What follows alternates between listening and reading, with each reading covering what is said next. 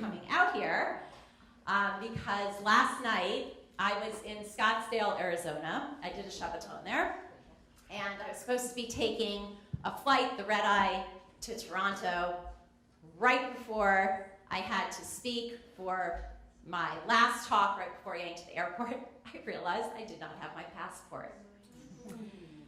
Yeah, so long story short, I guess in your honor, we had a lot of divine providence, a ton of miracles, an incredible twist of events, but I ended up, instead of going to Washington, D.C. and then Toronto, ended up flying to Newark, then needing to get to JFK, then needing to get to Toronto. But I'm here, and it's amazing. And what was so incredible, and I guess it's a testament to Rivkie's perspective on things, is I called her, fairly hysterical. I couldn't even sugarcoat it because I was late to teach, and I had to basically say, I don't have my passport, and don't be at the airport tomorrow morning because I'm not going to be on that flight. And her response was, you're going to be fine. You're going to make it. Don't worry. And that really actually gave me the confidence I needed to breathe again. I'm not quite yet breathing again, but getting there. And very, very, very happy to be here. So I want to just begin by asking you a question. I'm curious. I was pretty stunned by the number when I Googled it and found it. But what is your guess of the net worth of the hair industry in 2019? It goes up each year. But right now, currently, what would you guess the hair industry is currently worth? A lot of money. Huh? A few billion. A few billion. 90. 90, that's B, not M, billion dollars is the current hair industry. And when we talk about that, we're talking about thousands and thousands of products. If it's serums, shampoos, conditioners, colors, wigs, you name it.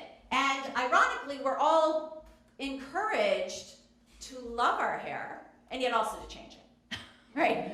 Color it, if it's curly, straighten it, if it's straight, perm it, if it's too thin, add extensions, get a weave. Like, so few of us, shade tool or no shade tool, actually have our own hair in one sense or another. So this entire industry is kind of predicated upon encouraging us to do something different with our hair with such a heavy focus on hair.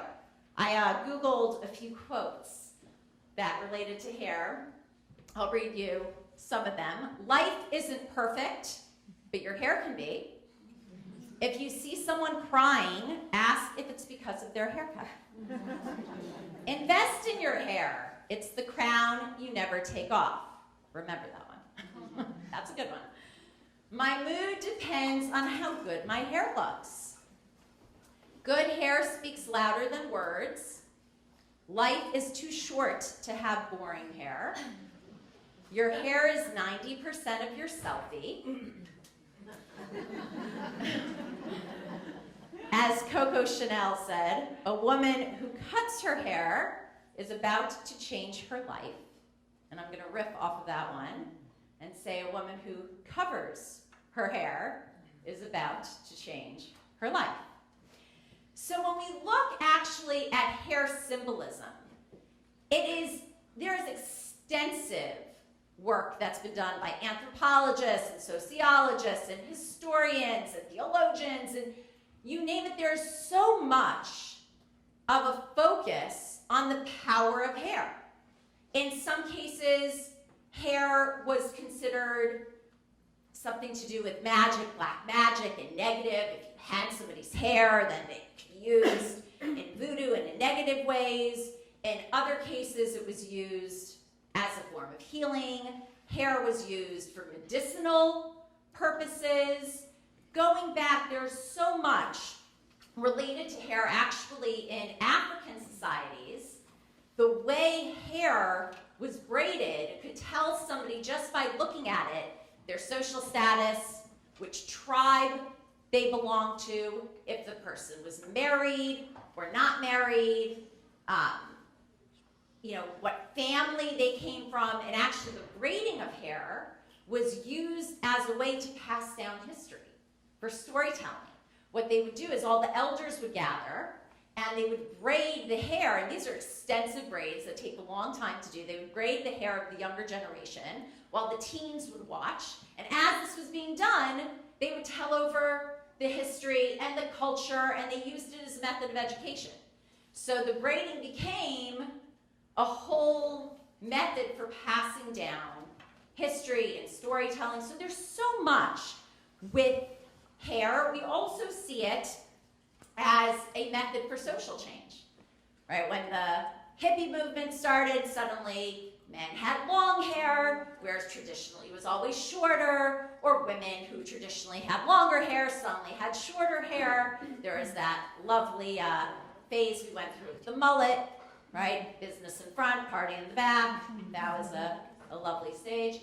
And we see that throughout every generation, there was a connection to hair on the flip side of things in a very horrific and negative way. Slavery, one of the proofs that somebody was a slave was that their head was shaved. It was an act of dehumanization, because when a shaved head was forced, it meant this person belongs to someone else. Likewise in the Holocaust, right? Heads were shaved. It's an act of stripping somebody of their identity, of their connection, of any ability to differentiate themselves in many ways. So it's also been an abuse of power. But perhaps most known about hair is how hair is so related to sexuality and sensuality. And this is something that every hair advertiser knows, right? We're supposed to look like we just walked out of a salon, and you always have long flowing hair. I don't know if anybody in here is a Friends fan. Yes, no? Mm-hmm. Okay. So a friend of mine actually just sent me, when she knew I was preparing this class, she's like, you have to watch the snippet.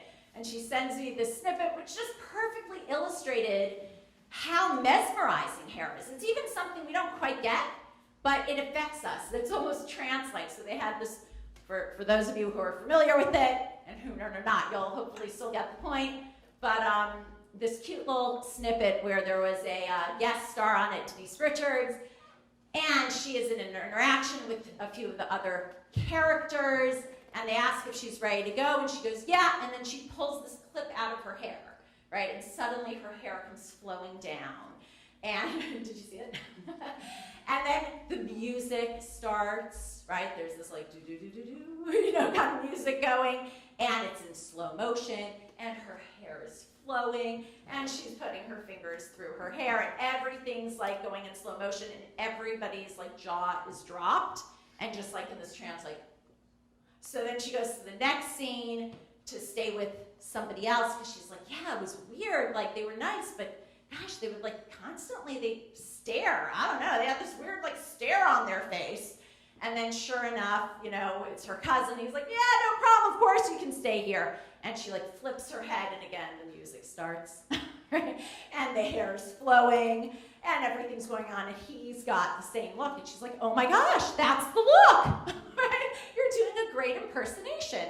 And then it happens one more time with her female friend, and it's basically like nobody gets it. Nobody can even understand, why am I so entranced by this hair? Why is it like taking so much control over me?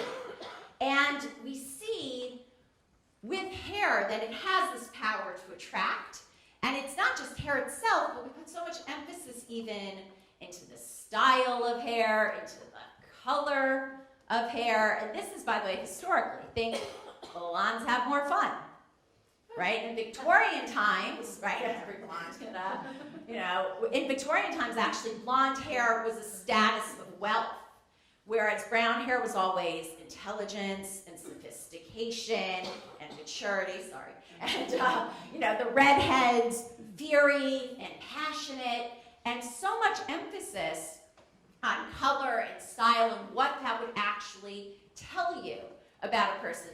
Right now, you can Google it, what does my hair say about me? And based on your style and your color and your cut and everything else, it's going to tell you what kind of personality you have. okay, this is not exactly Torah Sinai, but it's a important thing that we see. There's so much emphasis on hair. And even locks of hair.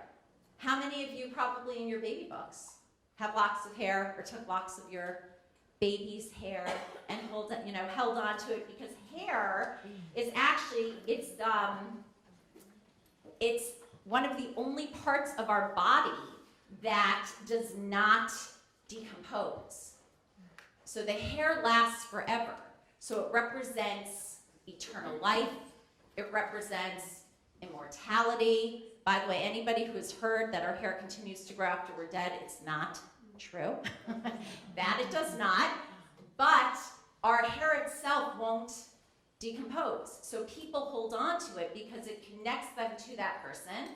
And historically, hair was passed down, lockets of hair. There's actually in the Schlesinger, I think that's how you pronounce it, Harvard Library, lots and lots of books filled with hair lockets of samples of hair tied that were passed down generation to generation, connecting people to their ancestors. And as we'll discuss in a minute, it actually does connect us because one single strand of hair contains all of the DNA of a person. So if you have that person's hair, you do have a connection to that person. We can be completely identified through a single strand of hair. So when it comes to hair itself, we know biologically that hair transmits sensory information. It's a barrier to foreign particles. It's actually the only bodily structure that can completely renew itself without scarring. Bad haircuts, we've all had them. We all know they fortunately grow out with no permanent reminder of what was. It's considered an appendage of the skin, and our entire body is covered in hair. Different types of hair, but what's interesting about hair is actually all of the hair follicles are developed by the time the fetus is 22 weeks. And we don't get any more hair follicles throughout our life. So all of the hair that is going to be has already been developed. It hasn't grown necessarily, but its root is there from week 22. Now, what's amazing about hair is that there are two parts to hair. And this is something that Judaism and Torah is obviously very cognizant of. But the hair that we see, actually, not this hair, but the hair that we see on any person is completely dead. Hair that we see is the shaft of the hair. It has absolutely no life to it, which is why you can cut it and it won't hurt.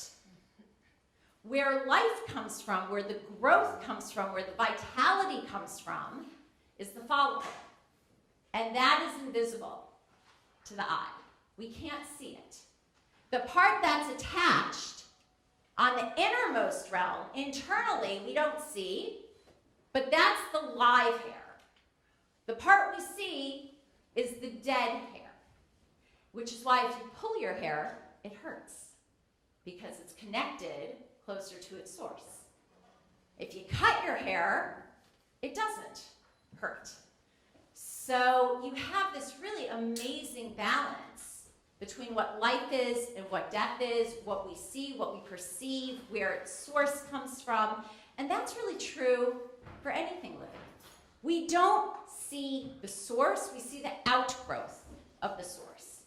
If I'm standing here and I'm moving and you see me breathing, you know I'm alive. But you're not seeing my heartbeat. Right? You see a pregnancy, which means conception's taken place, but you're not seeing the conception. The two people involved aren't seeing the conception. It's hidden from them.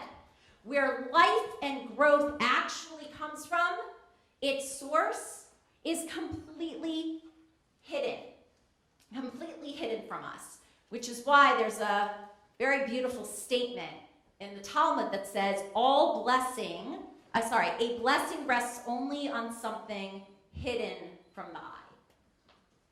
That the innermost point of anything can't be seen.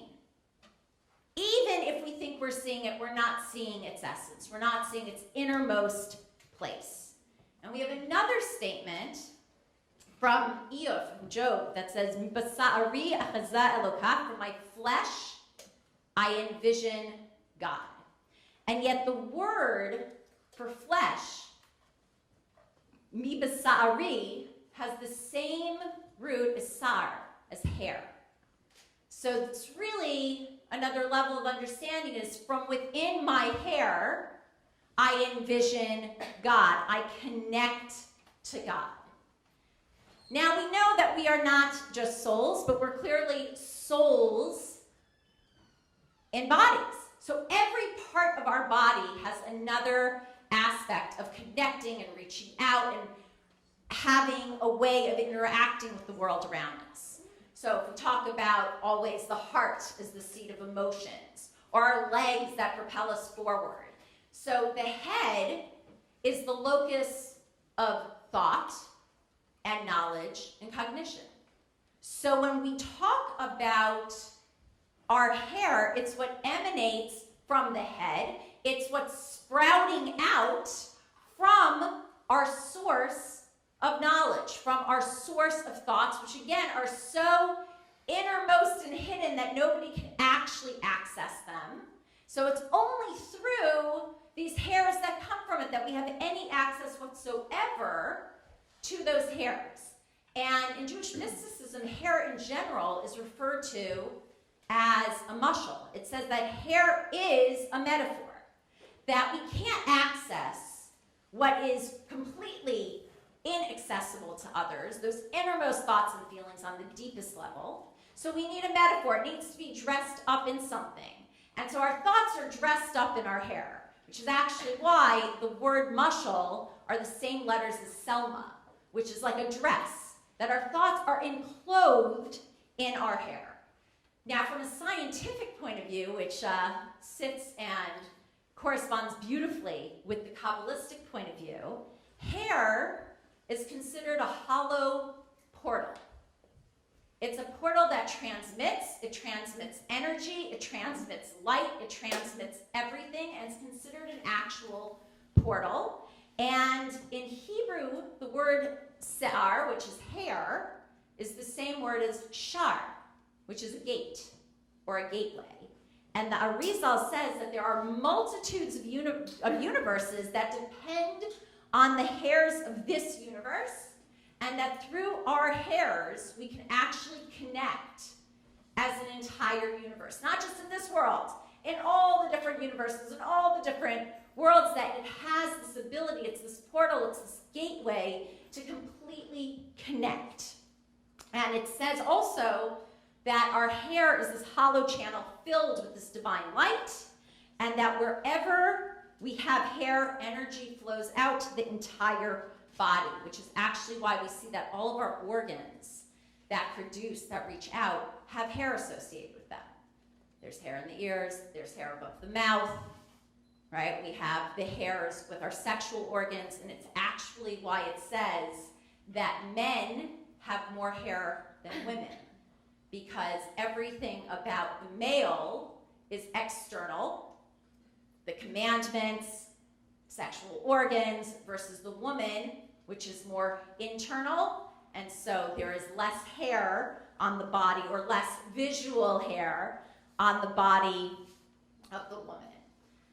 But very powerfully enough, it says that each hair is considered like a vav, the letter vav. Now, the letter vav in Hebrew is a letter of conjunction. Ani ve'at, me and you, right? I have actually a picture of it. It looks like a hook, and it means a hook. Every letter has a meaning as a word, and the vav is a hook.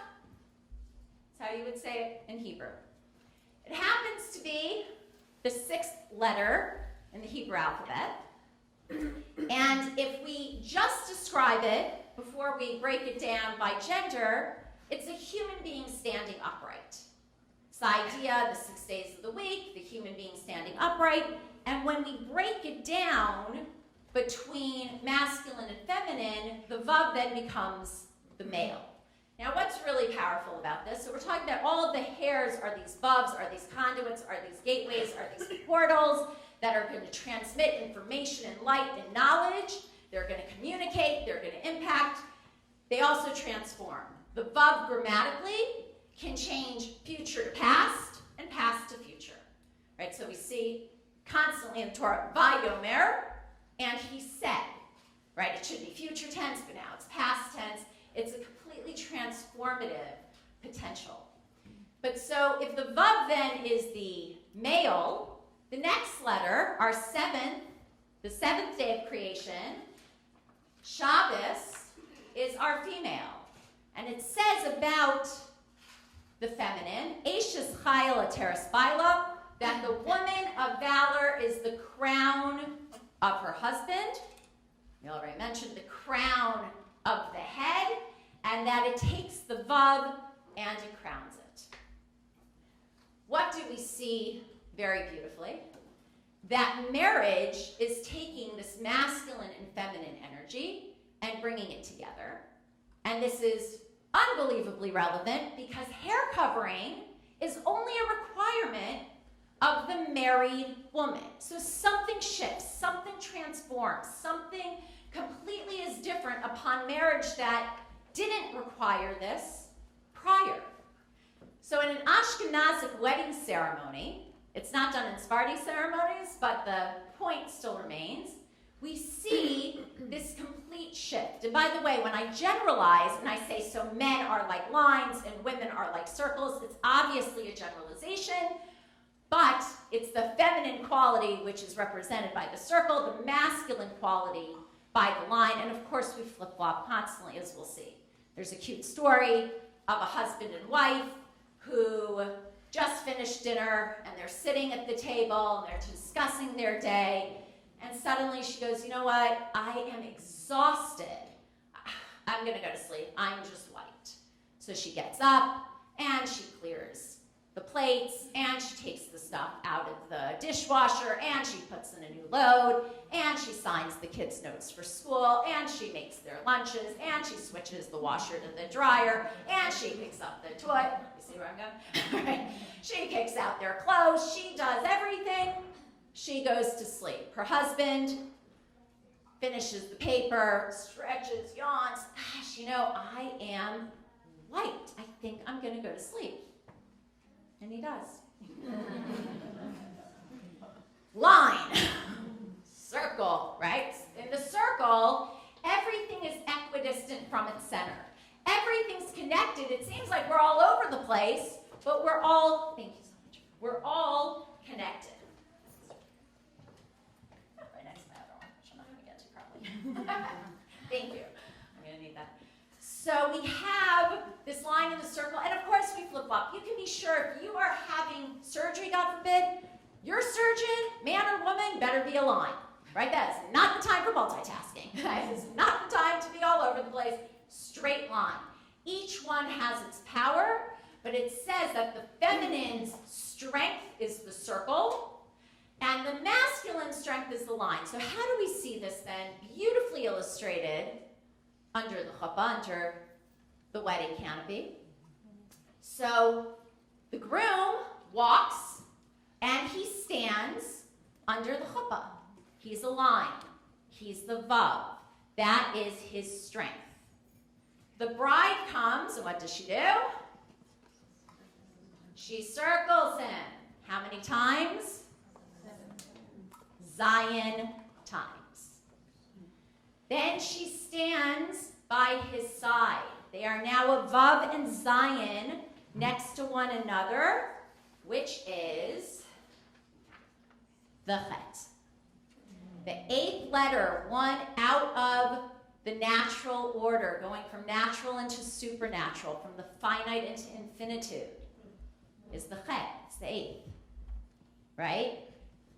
Vav, Zion, connected on top. They are now a chet underneath the chet. The chet also looks like a chuppah, right?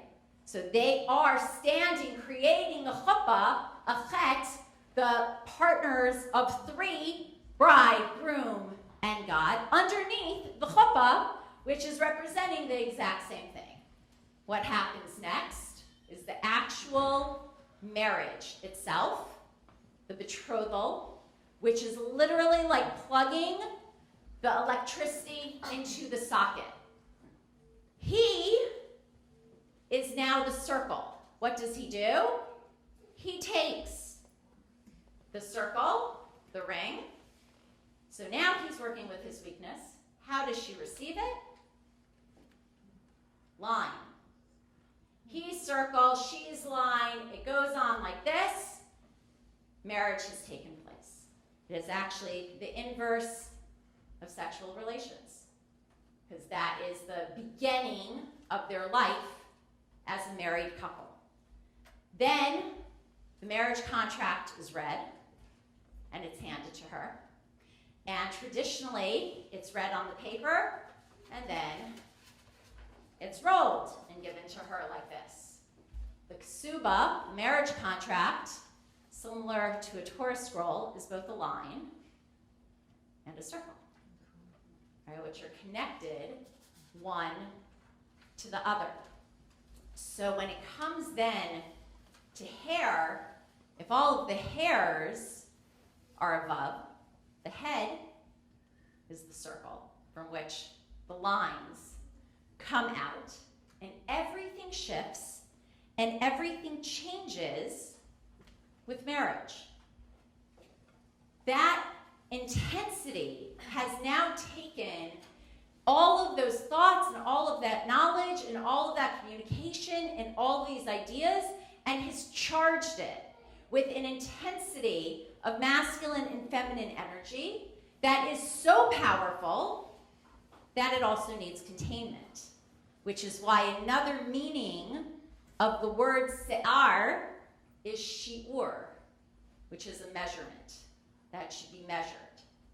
So when we think about our first marriage in the Torah, Adam and Eve, Adam and Chava, which actually takes place on the sixth day of creation, the Vav, the human being, that's when the human is created.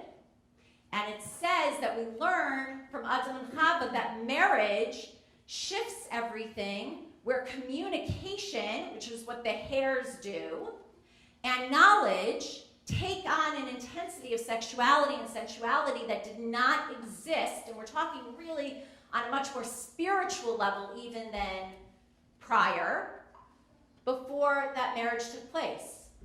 It actually says Adam is not just the proper noun for the name Adam, but it means a human being.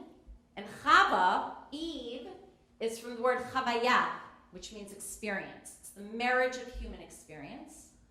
And more so, it says with Chava that it's also the idea of Yechaved Dat. That's really the concept of Yechaved Dat expresses knowledge. So we have this concept of both our experiences and our expression of knowledge that come together in this marriage, and that both of these are euphemisms for intimacy. It says specifically, "V'Adam yada et Chava ishto," and Adam knew his wife, and to this day we use the expression to know in the biblical sense, right? Is that knowledge is related to intimacy and communication as well. It says there's verbal communication, and then there's physical communication. And that we are actually the only species that can kiss, that are face to face in our ability to speak. So we have our levels of communication, and then we have what goes above that, which is the intimacy in a face-to-face manner. It actually says only 2 species are able to even, because the animals also procreate, but not face-to-face. It says with the exception of the snake and the whale, and both of them merited that because God spoke to them at different times. So they merit the face-to-face ability, but that our knowledge and our speech comes face-to-face, and shifts upon marriage. And we see this with Adam and Chava. And it's perfect that we're talking about the marriage and that this class takes place now, heading into Rosh Hashanah. What is Rosh Hashanah? The head, right? Is there a more appropriate time to talk about head and hair than heading into Rosh Hashanah? The head of the new year. Why the head?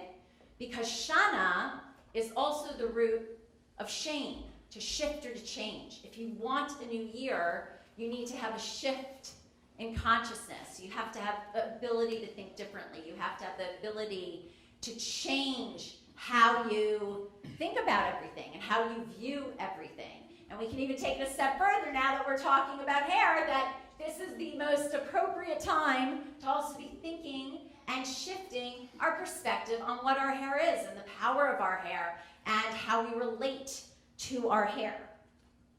So we see that we rectify the sin of miscommunication that took place with Adam and Eve. What do we actually describe as a sin? First of all, is miscommunication, which is, and I do a lot of marriage coaching, the root of the majority of problems in any relationship is going to be miscommunication. I teach a class called Did You Hear What I Meant to Say? Right? What I think and what I'm feeling and what I think I said and how I think I said it and how I think it sounded and what you heard and what you felt and how you interpreted that and how it seemed, a lot gets lost in translation. And it's actually one of the symptoms of exile, that we can't properly communicate. Interestingly enough, it says that in the future, when Mashiach comes, we won't need our words because we'll be able to just read thoughts. We'll almost get to that innermost follicle. It won't need to be dressed up in different words, which I know is a very terrifying thought, actually, as well. So we have this idea that all the rectification is done through these gates and through this measurement. But then so we really have the big question about hair covering. And specifically what I want to focus on is covering with a sheitel, with a wig, because I think that's where the biggest questions often come from. The question is often asked, it's a really good question, why are you covering your hair with something that looks better than your hair? Doesn't that defeat the purpose? Right? Like, why would you do that? If the whole goal is to cover your hair, now, it's better even than how you would have looked with your hair uncovered. Shouldn't it be obvious? Shouldn't it be known? Shouldn't everybody be able to look at it and immediately see it? And there are a lot of different ways of covering hair, but right now we're going to focus from a mystical perspective on why a wig, where that comes from, what it's telling us. So first of all, the word for sheitel is peah in Hebrew, which is the same word as payas, which is, and we're not getting into men's hair, but there's a lot to do with men's hair as well. They're supposed to keep their hair extremely short and yet have the payas grow, but it's the same word, the wig and the payas, on the man's face. And we see there's a lot, by the way, in Judaism clearly about hair. We don't cut a little boy's hair until he turns 3, that's the upsharon. We talk about the Nazir, the Nazarite who doesn't cut his hair. We know the story of Shimshon, of Samson, who lost all of his power and all of his abilities when he revealed the secret to Delilah, that the power was in his hair, and then once it got cut, he lost it. So there is a lot with hair. For now, it's only going to be women's hair we focus on. But so there's really this question about seeing hair that makes it hard to know that there's other hair underneath. And there's a really beautiful understanding and explanation in Jewish mysticism that the goal of covering hair is to be able to communicate the deepest thoughts, the deepest ideas, those inaccessible parts of us, the intensity of that power and that light that comes together within a marriage when we are in a place that we can create, when we can procreate, when we can hold life, when we can birth life. It all changes upon this marriage. And if I want that to get out to the world and to influence the world and to impact people and to be heard and understood as intended, without it being misunderstood, without it being misconstrued, without it being misappropriated, without it somehow getting lost in translation. I am having a metaphor on my metaphor where the person looking thinks they're seeing hair, but they're not seeing my hair. There is a level of protection and a level of covering and a level that they're not accessing. So the hair that they're seeing is, all the hair we see is dead, but this is dead, because at its root there is no follicle. It's sitting above the actual hair, what actually is connected to me and my essence, so that it can be transmitted in a way where it can be understood properly. Because ultimately, no matter how beautiful a sheitel is, no matter how attractive it is, I can assure you, no one wants to run their fingers through your wig. It loses its power as soon as you would realize that.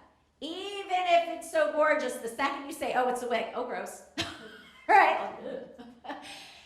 Like, oh, it's dead. It's just dead.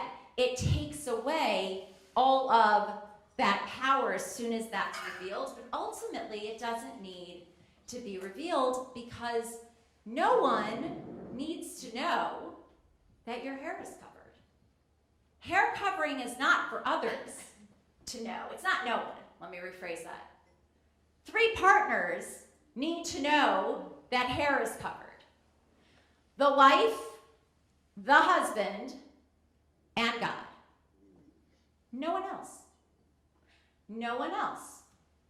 So the more natural it is, it's not a problem, it's actually the goal, because there's something so powerful about, I have something so precious and it's hidden, but it's hidden that it's hidden. Right? If I'm walking around with something incredibly valuable, unbelievably powerful and valuable, and it says top secret, confidential, right? I've drawn a lot of attention to it. If I really truly want to go undercover, I'm going to do it in a way where nobody's going to know I have a secret. My secret is so secret, they don't even realize they're looking at a secret. Like, I have completely managed to interact and have that power without any question, because what do secrets do? They make us wonder. Ooh, what's under there? Ooh, what does it look like? Tell me more. What are you hiding? Right? And sometimes by announcing there's a secret, people become so much more curious about the secret. And yet the flip is true. When you have a secret and only the people who need to know about it, it actually enhances it. It adds an extra level of excitement to it. Right? It's like, I know what you're doing, you know what you're doing, God knows what we're doing. Like, we're in on something so precious and so special and accessing that energy, and nobody else knows. To be perfectly honest, when I was asked to do this, I was a little nervous because I live in the middle of rural Vermont and no one knows I cover my hair. Surprise. Until right now. So when I actually put this on Facebook, I got a few responses like, why would you talk about hair covering? I was like, oh, well. Not only don't they know, they would never even think to know. It would never cross their minds. It would never even come up as a question. Don't get me wrong, there's something beautiful about being able to explain it and to show the beauty of it, but the ultimate point is that it doesn't involve anybody else but that chet, but those 3, but that power of infinity, which is actually why the word peah, wig, is numerically equivalent to 86, which is the same numerical equivalence as the name of God, Elohim, which is explained as God hidden within nature. Right? So when I look around at the world and I see the trees and I see the beauty and I see the mountains, oh my gosh, I live in Vermont, it's incredible. God is in all of it, but I might not even see that right away because there's a hiddenness to it, and yet he is revealed in it all in the most subtle of ways. So it says with the wig, it's the most natural way. It is like God hidden within nature again. So a wig is going to look, it may not look actually like your hair. Right? We were joking, a few of us women tonight, oh right, I always had really curly hair, that's why I'm wearing a straight chaitel, or vice versa, because that's what everybody gets their fun, to be blonde or to be red or to be long or short or curly or straight or however it is they want to be. So it may not actually look like the hair underneath, but it looks like hair. So for everybody else, and actually funny enough, somebody was saying tonight, I don't even remember what your real hair looks like, because we get so used to that new look or new identity that we may not even recall what was there previously, because that's what we associate with. So there's this unbelievably powerful idea that if I want you and the world to be able to access my abilities and my power and my strength and my intuition and my knowledge and my communication, all of these different parts of me, it's almost like a less is more, right? That by having this boundary, this measured ability to transmit it, this gateway, what should be revealed is revealed to the world at large. And only within my innermost reality, in my intimate situations, with my husband, with the one who can access it and not misconstrue it, and not miscommunicate it, not misunderstand it, that's where it's revealed. That's where it's allowed to be. And for the rest of the world, there is that extra layer, that extra covering that allows it to be understood and not lost in translation along the way. And it says that this is what rectifies the miscommunication and the misappropriation of sexuality with Adam and Eve, because the sin was based on miscommunication. And furthermore, it says that they had premature relations. It wasn't in the right time. So that we can differentiate and know when to reveal in the right time, in the right place, with the right person, in the right environment. And with everybody else, there is that level of protection. And to just end with a really beautiful blessing that is stated in the Zohar, the source of mysticism, that the Lubavitcher Rebbe would always say in regards to hair covering, that it brings blessings of above and blessings of below, with wealth, with children, and with grandchildren. And that we remember that as women, it's our crown, that we stand with it, with those vavs that connect to that circle, that Zion, and form that chet, that every moment that we walk around, we are doing a mitzvah, which is a pretty incredible concept, that we are simply always in midst of this beautiful, powerful, energetic commandment just by being. And as we head into Rosh Hashanah, the head of the new year, we're going into the year 5780, which is Tufshin Peh.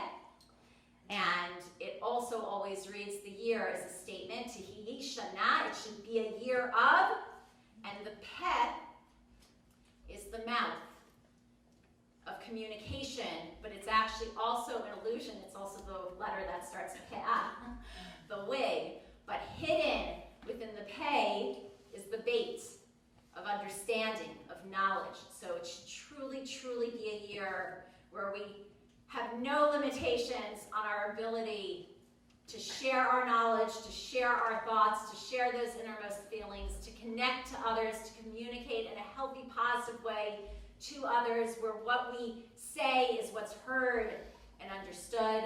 And it should truly be a year of revealed communication, with portals extending and connecting in all ways, which is why it says that the word Mashiach is also the word Messiah, which is a communicator. So may it be immediately that the true communicator is revealed, and we can have Rosh Hashanah, the head, with our heads in Jerusalem together. So thank you very much.